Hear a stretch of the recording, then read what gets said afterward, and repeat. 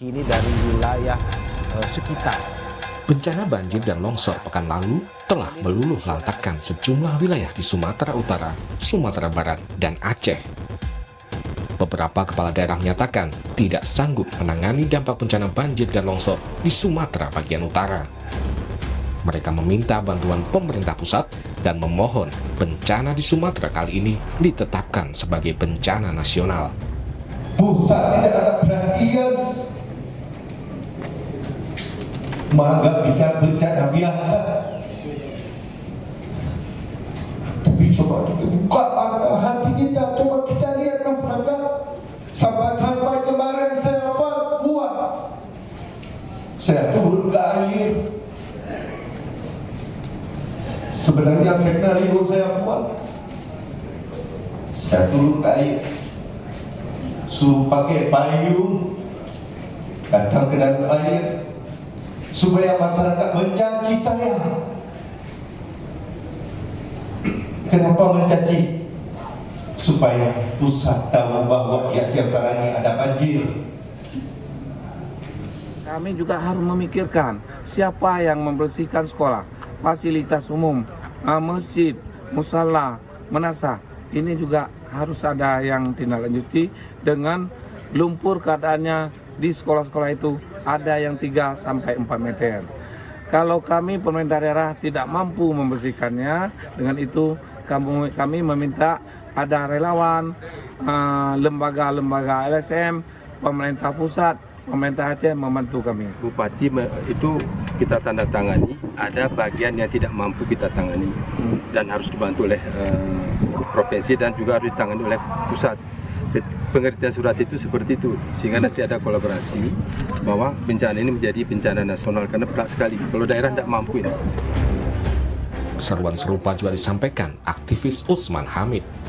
Menurut Usman, dengan penetapan status bencana nasional akan mempercepat penanganan korban bencana sekaligus membuka lebih banyak bantuan masuk, termasuk dari masyarakat internasional. Kami turut mendesak kepada pemerintah untuk segera menyatakan keadaan darurat nasional. Ini demi percepatan pertolongan kepada saudara-saudara kita, kepada satwa-satwa Indonesia di Sumatera Utara, di Aceh, dan juga di Sumatera Barat. Pernyataan keadaan darurat nasional ini sangat penting untuk membuka segala peluang bantuan dari dalam maupun dari luar negeri. Pemerintah tidak perlu beralasan takut asing. Asing yang merusak Indonesia adalah asing yang bekerja sama dengan para pejabat Indonesia untuk merusak kekayaan alam demi keuntungan segelintir orang-orang mereka saja. Sementara pemerintah menegaskan status bencana nasional saat ini belum diperlukan. Tanpa status bencana nasional, Menko PMK Pratikno memastikan penanganan dampak bencana Sumatera telah dilakukan dengan melibatkan seluruh sumber daya nasional. Saat ini terjadi adalah seluruh kementerian dan lembaga diperintahkan oleh Bapak Presiden, termasuk TNI Polri, ya, BNPB, dan semua komponen untuk mengerahkan sumber daya yang ada semaksimal mungkin menangani bencana di Sumatera ini. Jadi sekali lagi ini penanganannya benar-benar penanganan full kekuatan secara nasional, begitu. Jadi memang sekali lagi ini sudah ditangani juga. Tim kan pusat kan sudah mengerahkan ke sana. Hal senada disampaikan Mensesnek yang juga juru bicara Presiden Prasetyo Hadi. Prasetyo menyatakan pemerintah memiliki banyak pertimbangan sehingga belum menetapkan status bencana di Sumatera bagian utara sebagai bencana nasional. Jadi berkenaan dengan masalah status itu banyak pertimbangan dan sampai hari ini pemerintah merasa bahwa dengan penanganan yang cukup masif, semua sumber daya nasional dikerahkan, nah itu sementara pilihan yang diambil.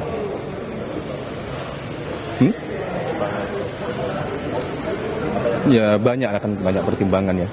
Ada hal yang tidak bisa juga disampaikan ya, pertimbangan-pertimbangan tersebut. Yang paling penting adalah bukan masalah statusnya, tapi sekali lagi adalah masalah penanganannya, kemudian support atau backup dari pemerintah pusat terhadap pemerintah daerah, provinsi maupun kabupaten, termasuk mengenai anggaran yang Bapak Presiden langsung memberikan instruksi kepada kami, jajaran terkait untuk membackup sepenuhnya proses penanganan terhadap bencana yang menimpa saudara-saudara kita di 3 provinsi.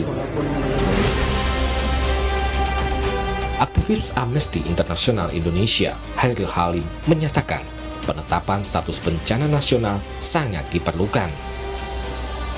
Dengan status itu bisa memberi legitimasi pada pemerintah, khususnya Presiden, untuk melakukan audit lingkungan dan penegakan hukum terhadap pihak-pihak yang bertanggung jawab atas terjadinya bencana di Sumatera kali ini. Tapi apa yang lebih penting dari penetapan status nasional ini adalah konsekuensi hukum, ataupun ini bisa memberikan legitimasi politik bagi Presiden untuk melakukan audit lingkungan setelah proses recovery terjadi. Jadi proses audit lingkungan, jika perlu dilakukan moratorium izin, hingga penegakan hukum terhadap pihak-pihak yang diduga bertanggung jawab atas bencana yang terjadi di Sumatera ini. Kita lihat, kalau kita melihat data Walhi itu ada dari 10 tahun terakhir, dari 2016 sampai 2024 itu 1,4 juta itu lahan yang menjadi terdeforestasi di ketiga wilayah provinsi ini. Oleh karena itu, mengapa status darurat nasional ini penting untuk menginvestigasi lebih jauh faktor-faktor yang menyebabkan bencana ini terjadi. Tanpa status hukum nggak bisa? Tanpa status hukum saya rasa nanti pemerintah bisa ngeles bahwa itu sudah kita lakukan penanganannya. Tapi kalau ada status hukum dari status nasional, bencana nasional ini, itu akan memberikan legitimasi kepada Presiden untuk melakukan langkah-langkah yang lebih jauh yang diperlukan. Ya. Selain menangani dampak banjir dengan memberikan bantuan pada korban serta memperbaiki infrastruktur, pemerintah juga mulai mengusut dugaan pelanggaran dalam temuan kayu gelondongan yang diduga menjadi pemicu dampak parah bencana Sumatera.